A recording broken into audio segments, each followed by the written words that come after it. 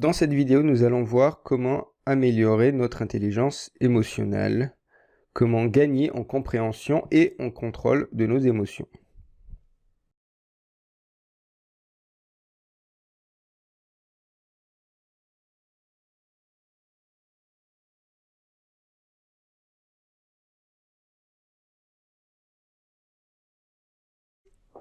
Alors, pour illustrer comment on peut gagner en contrôle et en compréhension sur notre intelligence émotionnelle, sur nos émotions, et donc notamment augmenter notre intelligence émotionnelle, donc IE, intelligence émotionnelle, je vais prendre une métaphore qui me paraît assez intéressante. Alors, l'idée, au départ, c'est de faire passer une émotion d'un niveau de conscience à un autre niveau de conscience. Alors, qu'est-ce que ça veut dire? Il y a, on va dire, 3 niveaux de conscience différents. Alors, c'est la phénoménologie, qui est une des disciplines de la philo qui a beaucoup écrit sur ces questions-là. Je rentre pas dans le détail, je rentre pas dans les concepts de la phénoménologie, sinon on en aura encore pour des heures et des heures. Donc, j'essaie de simplifier la chose. Alors, d'abord, lorsqu'on a une émotion, souvent, d'ailleurs, et chez beaucoup de gens, l'émotion n'accède pas à la conscience. Ça, c'est un premier point. Donc, l'émotion n'accède pas à la conscience. Qu'est-ce que ça veut dire? Ça veut dire que la personne n'est pas capable de verbaliser sa réaction émotionnelle au moment où elle se produit. C'est-à-dire qu'elle ne rapporte aucune expérience subjective de l'émotion. Ça veut dire qu'en gros, je ressens de la tristesse, mais je me rends même pas compte que je ressens de la tristesse. Voilà. Je deviens une loque, je reste au lit, mais en fait j'ai même pas conscience que c'est la tristesse. J'ai l'impression que c'est comme si c'était la fin du monde. Voilà, je me sens mal, mais j'ai pas conscience de me sentir mal. Alors, métaphoriquement, c'est comme si en fait on avait donc une terre. Donc imaginons que ce sont 3 lopins de terre, et en fait on a une graine en dessous de la terre, mais cette graine, on la voit pas du dessus. C'est-à-dire qu'au-dessus, on voit juste une terre, mais on voit pas qu'il y ait une graine. On voit pas qu'il y ait une émotion qui est sous-jacente, qui est présente et qui va agir, mais on la voit pas. On la vit, mais on la voit pas. Ça, c'est le premier élément. C'est la première, on va dire, le premier état émotionnel dans lequel la plupart d'entre nous sont. Après, on est capable parfois de passer à la seconde. Alors, métaphoriquement, ça serait donc, il y a la graine, et puis ce qu'on constate, c'est que la graine commence à développer, on va dire, un petit bourgeon, il y a un petit quelque chose qui commence à sortir de la terre. Donc du coup, on voit, en fait ici, qu'il y avait une graine, quand on est au-dessus de la terre. Ici, en termes d'émotion, ça serait, on a conscience d'une émotion immédiate, mais qui n'est pas réflexive. Donc, conscience d'une émotion immédiate et non réflexive. Alors, qu'est-ce que ça veut dire ça? Ça veut dire que en matière de perception, c'est-à-dire en matière de perception visuelle, le piéton qui marche donc dans la rue, donc il peut être absorbé dans une discussion. Et pourtant, tout en étant absorbé dans une discussion, il peut esquiver un certain nombre d'obstacles. Des arbres, des bancs publics, des bornes d'incendie, etc. Donc ça prouve une chose, ça prouve qu'il y a une forme de conscience. Il y a une forme de conscience des obstacles. Sauf que cette forme des consciences des obstacles, elle n'est pas conscience au sens où je suis capable d'en parler, on va dire. C'est-à-dire que je suis capable d'éviter les obstacles, mais si on me demande après coup quels ont été les obstacles que j'ai évités, je suis incapable de m'en rappeler. Je suis incapable de dire qu'est-ce que j'ai évité comme obstacle. Pourquoi? Parce que je les ai évités, mais de manière pas voulue, si vous voulez. Je les ai évités de manière non réflexive. Voilà. C'est une forme de conscience en fait qu'ont beaucoup les jeunes enfants en fait. C'est-à-dire qu'ils éprouvent des choses, mais ils sont pas capables de les verbaliser. Donc la personne n'identifie pas l'émotion qui l'affecte. Tout comme le piéton qui évite les obstacles, il les évite, mais il est incapable de se rappeler qu'est-ce qu'il a évité exactement.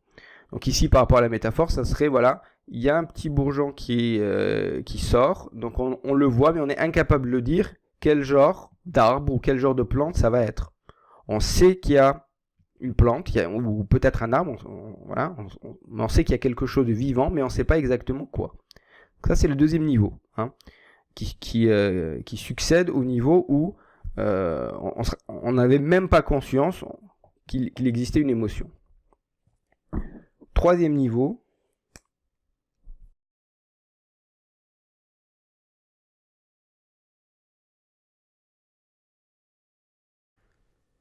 conscience d'être clairement le sujet d'une émotion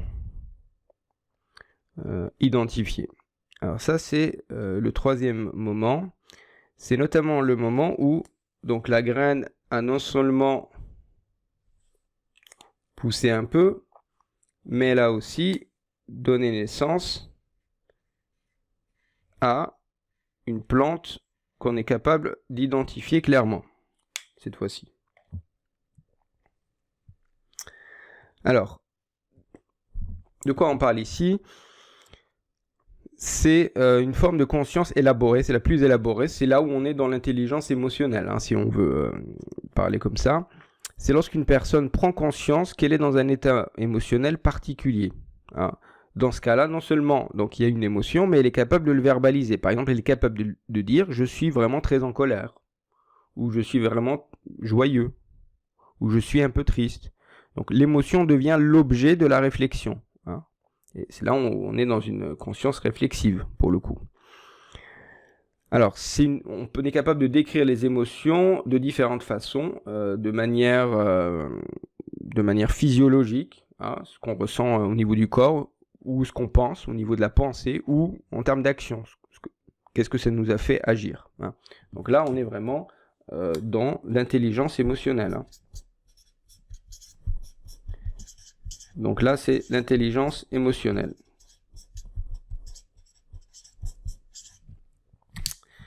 L'objectif, c'est d'arriver ici, hein, c'est d'arriver à ce niveau-là. La plupart du temps, on est soit là, mais on est rarement ici. Alors que c'est ça vraiment l'intelligence émotionnelle. Alors, quelle est l'utilité de ça? Pourquoi doit-on arriver dans cette forme de conscience réflexive?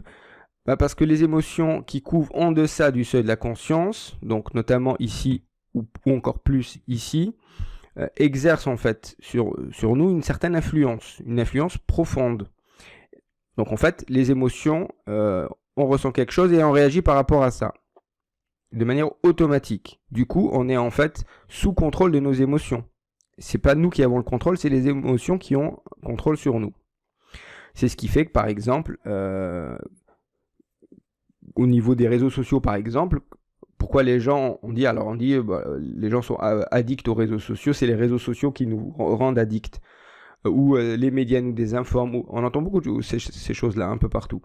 En réalité, si on était capable d'avoir une certaine intelligence émotionnelle, les réseaux sociaux, les médias ou qui que ce soit ne seraient pas un problème. Parce qu'on serait capable de se rendre compte de ce qu'on ressent. Par exemple, lorsque j'ai envie de cliquer, lorsque j'ai envie de scroller sur les réseaux sociaux, je me rends compte en fait de l'émotion qui est en train de naître, et donc je suis capable de la réguler, soit de lui donner libre cours, soit au contraire de la réfréner ou de la réorienter vers autre chose. Mais ça, je ne suis capable de ça. Donc avant de passer dans la régulation, ça on le verra dans la 5e vidéo, 4e, 5e, il faut être capable déjà d'en avoir conscience et donc de développer notre intelligence émotionnelle. D'être capable justement de nommer les émotions. Donc ça sera la prochaine vidéo qui viendra après. Voilà. Donc c'est important hein, de passer à ce niveau. C'est vraiment le niveau de l'intelligence émotionnelle. Pour donner un dernier exemple, lorsque vous faites remarquer à quelqu'un son côté désagréable, enfin qu'il est irritable, la personne au début, elle peut être surprise. Elle peut être surprise, pourquoi? Parce que si elle était à ce niveau-là, en fait, cette émotion n'a même pas accédé à la conscience. Donc, lorsque quelqu'un est en colère et vous lui dites qu'il est en colère, ben, il s'en rend même pas compte, en fait. Il est surpris, il comprend pas. Donc, il va non seulement pas comprendre, mais il va nier. Il va dire, ben non, je suis pas en colère, alors qu'en fait, il est clairement en colère. Donc, ça fait rire de l'extérieur parce qu'on le voit. Mais en réalité, la personne est à ce niveau-là. Ça veut dire qu'elle n'a pas conscience, en fait, de son émotion.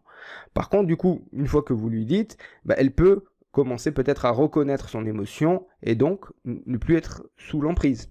Donc c'est pour ça que ça, c'est vraiment le chemin de la reconnaissance émotionnelle. Être capable donc de reconnaître une émotion, de l'identifier, de la nommer et donc ne plus être sous l'emprise de cette émotion. Alors comment nommer les émotions? C'est ce qu'on verra dans la prochaine vidéo.